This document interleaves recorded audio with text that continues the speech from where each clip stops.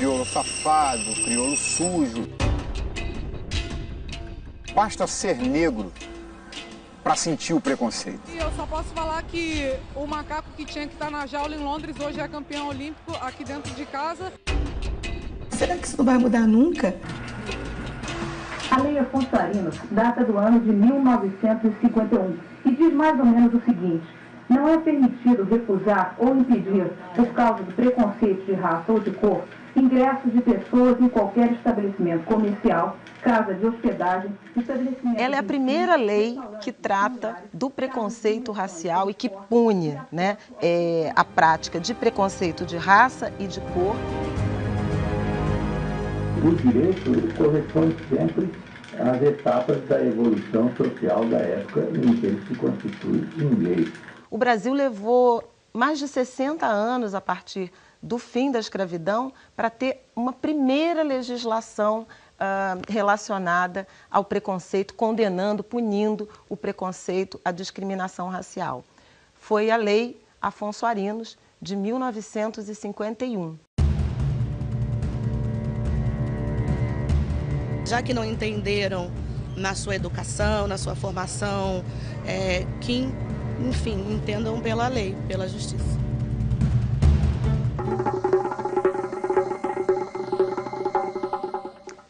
A Lei Áurea, que aboliu a escravidão no Brasil, completou 128 anos. Ainda assim, dificilmente se vai encontrar um negro, uma negra, nesse país que não tenha vivido algum tipo de manifestação de racismo, de preconceito, de discriminação. Teve um menino que estava no meu show, ele ficou me mandando dedo, toda hora eu fingi que não estava vendo. Aí depois ele jogou gelo e eu fingi que não estava vendo. Aí ele chegou bem pertinho do palco, que era bem perto. Ele ficou assim para mim, macaca, macaca, macaca.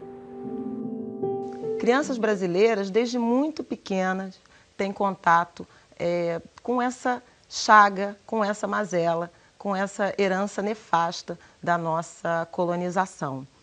Não conheço nenhuma, e eu não sou exceção, que não tenha sido, em alguma briga banal de colégio ou da infância, sido chamada de macaco, de macaca, que tenha sido desumanizado. Um novo caso de racismo. Racistas, de insultos racistas.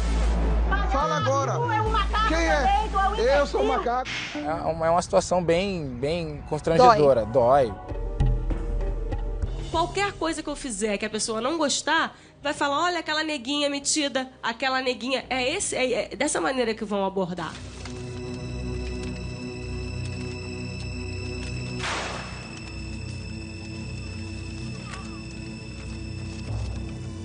A saga da população negra brasileira começa com o tráfico de escravos, né? Vindos de África. Durou 3 séculos, né? O Brasil é dos países do mundo que mais recebeu população africana escravizada e da luta pela sobrevivência e da resistência dessa população. Você quer comigo? Daqui a pouco você vai saber. Vai saber o que nós quer saber. Agora tu vai falar tudo que nós quer. Nego, fala. Fala, nego. O tráfico de escravos trouxe para o Brasil mais de 10 milhões de negros. Trabalhando nas fazendas, lavouras e engenhos de açúcar, eles ajudaram a construir 4 séculos da nossa história. A história dos negros, ela não é só de tristeza, rendição ou resistência à escravidão. Ela é de uma intensa contribuição nos métodos de produção, né? Os negros, a mão de obra escravizada, construiu literalmente o Brasil, carregou pedra e pôs esse país de pé, cultivou, então teve uma atuação na lavoura, na mineração, na urbanização. Por isso, é hora de lembrar um pouco do Brasil que foi construído pelas mãos dos negros. A beleza barroca da arquitetura de Ouro Preto, o luxo, o requinte das igrejas baianas, a beleza da cidade de Congonhas. além da contribuição da construção em si, né, da formação do Brasil como nação, como economia, ele tem um papel, o negro, fundamental na nossa formação como povo e na nossa tradição, seja de cultura, seja religiosa. O ritual do candomblé é uma das grandes heranças da cultura africana. O culto aos orixás, ao som dos atabaques, ajudava a afastar o sofrimento. As cerimônias duravam noites inteiras. Esta crença é que é a maior fonte de resistência do negro nos tempos atuais. Porque dentro da comunidade candomblé eles conseguiram se estruturar. Eles conseguiram mostrar o seu potencial. O nosso sistema educacional e a nossa história oficial, durante muitos e muitos anos, ela deu as costas ou não reconheceu que houve uma luta intensa, aguda, pela liberdade. Luta que se manifestou não apenas nas revoltas, por exemplo, né, na criação dos quilombos, que foram mais de centenas, milhares no Brasil inteiro. Submissão absoluta, castigos, humilhações. Para o escravo, a saída era a fuga, a busca da liberdade.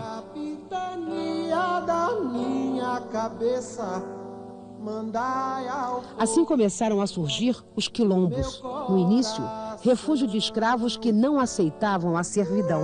Mais tarde, espaços de luta, de resistência contra o regime escravagista.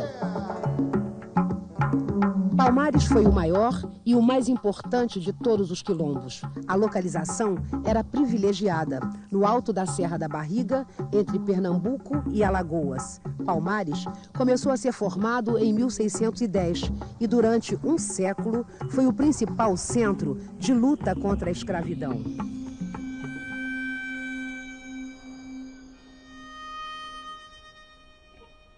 A Lei Áurea, além de ter libertado os escravos sem nenhum tipo de política pública de inclusão dessa, então, mão de obra explorada pela colônia, o Brasil não se preocupou em criar nenhum tipo de proteção legal para que esse segmento da população não fosse discriminado. Então, a gente viveu por 60 anos, 63 anos, uma realidade em que discriminar pessoas pela cor da pele não tinha nenhum tipo de punição. Quando a Lei Afonso Arinos é promulgada, ela trata o racismo, ou como ele diz, a prática de preconceito de raça e de cor, como uma contravenção penal. Na madrugada de hoje, por volta de 1h da manhã, eu tentei subir num dos apartamentos aqui deste hotel, o Rio Otton Palace, na Avenida Atlântica, em Copacabana, aqui no Rio, e fui barrada. Mas fui barrada não por ser jornalista ou por outro motivo qualquer. Eu fui barrada por ser negra. Um dos gerentes, o senhor Chester Stanley Petrones, disse que negra aqui não poderia entrar. Então eu fui até a 13ª Delegacia e registrei queixa, baseada na Lei Afonso Arinos. Professor de Direito, Afonso Arinos de Melo Franco gostava de viver entre os livros. Escreveu mais de 50 sobre história, economia, direito e memórias. Era membro da Academia Brasileira de Letras. Ministro das Relações Exteriores do governo Jânio Quadros, abriu a política externa aos países socialistas. Deputado e senador, sempre se destacou no Congresso. Na Constituinte de 88, defendeu apaixonadamente o parlamentarismo e o voto aos 16 anos. A Polícia do Rio está apurando uma denúncia de racismo. A sambista Leci Brandão e a mãe dela foram proibidas de entrar no elevador social de um prédio porque são negras. Leci Brandão, que é autora e intérprete da música Esta Tal Criatura, que concorre ao MPB 80, ia visitar amigos quando foi barrada. Perguntei por que eu não poderia entrar pela porta social. Ele aí ficou me olhando e tal, olhou para minha mãe e disse assim: eu sei lá se você é empregada e tal, vocês são negras, sei lá se vocês são empregadas. Eu realmente, sabe, me dispus com ele, disse a ele que ele não sabia com quem ele estava falando, não era nem pelo fato de eu ser uma artista, sabe, era pelo fato do ser humano que estava sendo desrespeitado naquela hora. A gente não tem conhecimentos de brasileiros presos, né, encarcerados pelo crime de racismo. Hoje o porteiro foi ouvido pelo delegado, mas não é certo que seja enquadrado na lei Afonso Arinos, que pune o racismo, como explica o delegado que cuida do caso. A lei Afonso Arinos, ela atinge as casas comerciais, hotéis e repartições públicas, privadas e não cogita em condomínio. Raramente existe uma condenação final, porque de hábito, quando se estabelece o processo, o responsável dá uma solução. Ou bem ele procura comprovar que o fato não se verificou, ou bem ele apresenta uma reparação à vítima. E não é raro que ele se ausente. Há certos casos, eu conheço mais de um, em que o responsável desaparece, ele vai embora. O cantor Emílio Santiago virou notícia em todos os jornais. Não pela voz ou pela música, mas por uma coisa inadmissível num país como o Brasil: o preconceito racial. Foi no Tênis Clube de Macaé, no estado do Rio. Emílio foi contratado para um show. A muito custo conseguiu cantar. E mais difícil ainda foi receber o cachê, porque o que houve mesmo foi um incrível show de racismo. Eu senti que as pessoas tinham abandonado o clube, mas comigo eu pensei, poxa, o show era meia-noite, às 3h30 da manhã, as pessoas não têm obrigação nenhuma de ficar me esperando durante mais de 2 horas do meu show. Mas eu não sabia o que estava correndo por trás disso tudo, né? O presidente do clube falou sobre a cor do Emílio. Bem que ele não queria fazer o show. Como é que ele falava? Bem que eu não queria fazer esse show, por causa da cor da pele, que o clube é racista e que ele não gosta de negro. Foi a primeira vez que aconteceu isso com você? Em racismo, não. Em racismo teve um outro fato, até um pouco muito interessante, porque eu fui convidado pela gravadora Odeon para o lançamento do disco de Amandio lá na Boate Regines. Mas uma coisa que me deixou muito surpreso foi que eu fui barrado na porta por um porteiro negro. E eu estava com um convite na mão. Bem, pela lei, neste caso, há uma pena de prisão pelo período de 3 meses para o responsável, cuja responsabilidade tenha sido apurada no processo.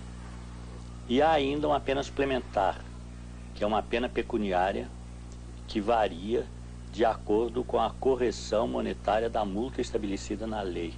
Como a lei é antiga, essa correção monetária já foi corrigida várias vezes, mas ela é corrigida por uma lei geral, de maneira que eu não tenho certeza de a quanto ela monta nesse momento. Agora, além da pena carcerária e da pena pecuniária, existe, no caso de reincidência, se houve outro fato semelhante no mesmo clube, existe a possibilidade do juiz fechar o estabelecimento. O racismo, que começou sendo considerada contravenção penal em 1961, só vai ser considerado crime inafiançável e imprescritível na Constituição Cidadã, na Constituição de 1988, 100 anos, portanto, da abolição. Então, a gente levou mais de meio século para ter uma referência legal à questão do preconceito de cor ou raça e 1 século para que o racismo passasse a ser considerado um crime inafiançável e imprescritível. Rico e poderoso. Ele é dono de uma das maiores empresas de informática do país. O pernambucano Adson de Carvalho perdeu os pais com 2 anos de idade. Foi criado por um tio sapateiro, mas conseguiu se formar em engenharia e administração de empresas. Adson chegou lá. É um homem de sucesso. Que situações que o senhor já viveu de discriminação racial? Eu tinha vontade de ter uma Mercedes preta de 4 portas, pronto.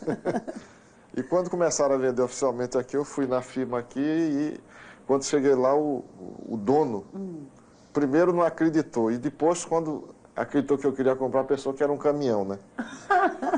O outro caso mais inusitado que esse problema de sequestro aí, eu tenho um vice-presidente meu que era a minha segunda pessoa, que é branco, evidentemente, Campelo, o nome dele, ele disse: Adson, eu não ando contigo porque eu corro o sério risco de ser sequestrado. E outro dia numa churrascaria aqui em Recife.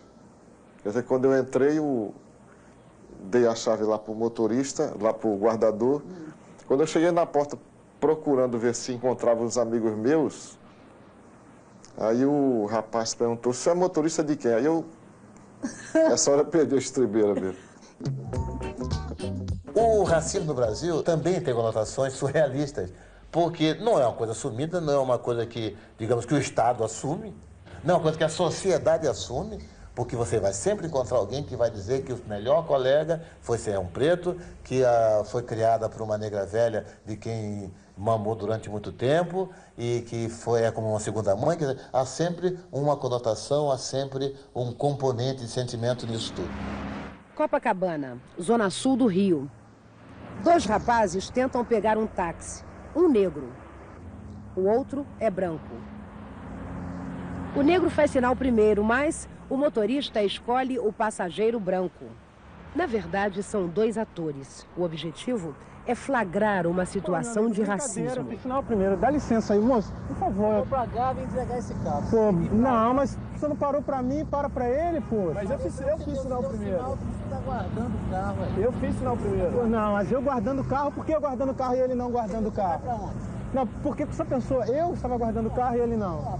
Já me senti ofendido, meu senhor. Você dá sinal nenhum não, tá? Você não viu eu dar sinal? primeiro. Você quer ficar no carro, você fica. Pode ficar obrigado a ver. Não quero discussão não. Eu sei que você não é obrigado a ver. Mas por que o senhor não viu a mim e viu a ele?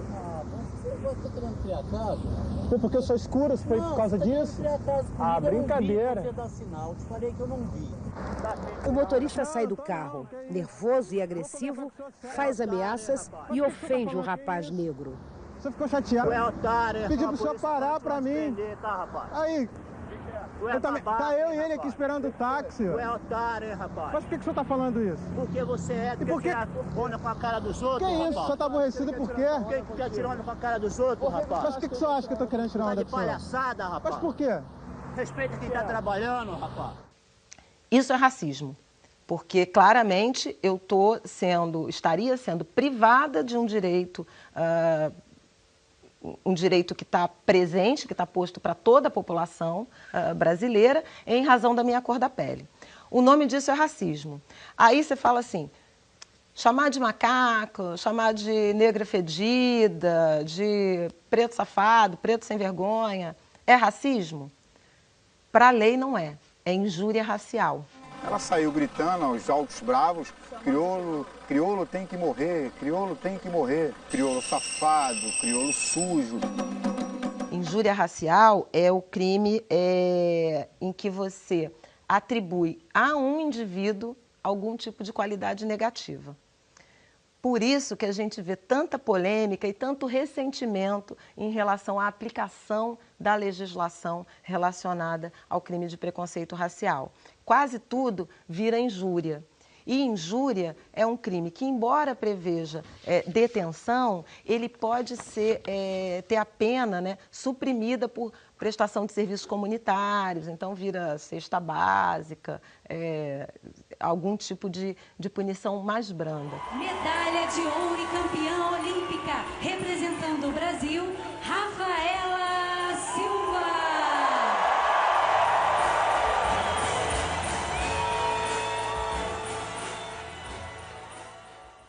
Macaco, vai chamar a crime agora. A partida era contra o Grêmio, em Porto Alegre. Estava no fim e o Santos ganhava de 2-0. Um jogo polêmico. A Aranha reviu com o Fantástico as imagens daquela noite. Nessa hora o que era? Raiva? Raiva, muita raiva. E eu via no olhar, no rosto daquelas pessoas que eles estavam satisfeitos em ferir daquela maneira. Já fui confundida ao chegar num quarto de hotel em Brasília. Eu cheguei tarde no hotel, já passava da meia-noite, arrumada, de salto alto, de vestido, maquiada, e falei na recepção o número do meu quarto, e o recepcionista, em vez de me dar a chave, ele telefonou para o quarto e olhou para mim e falou, não estão atendendo. Aí eu falei, claro que não estão atendendo, é o meu quarto.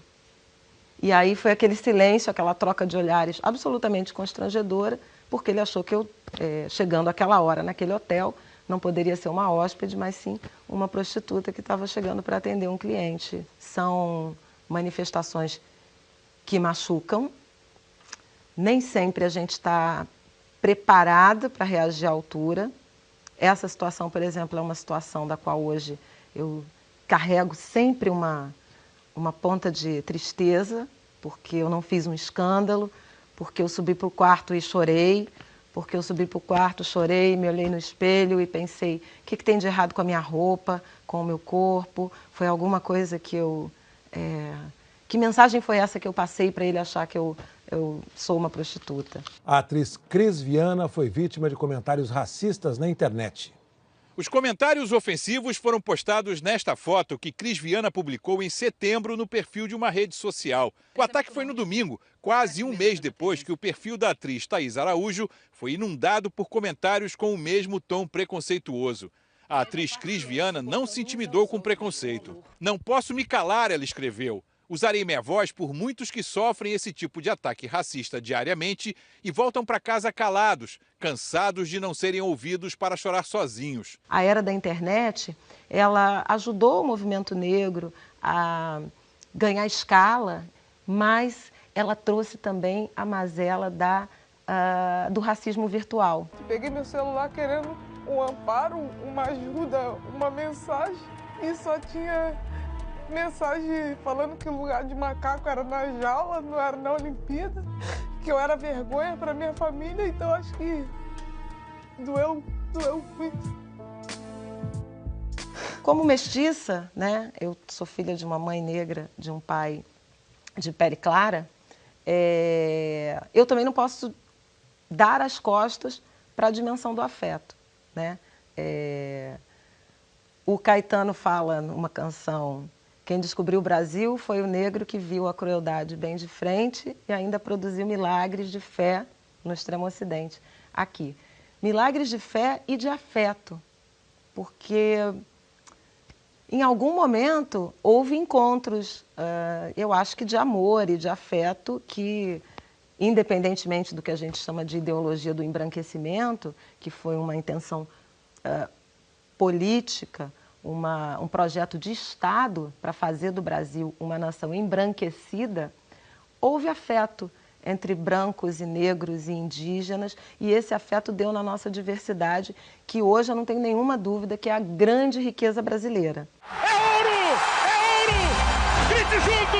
Medalha de ouro para o Brasil nos Jogos Olímpicos do Rio de Janeiro!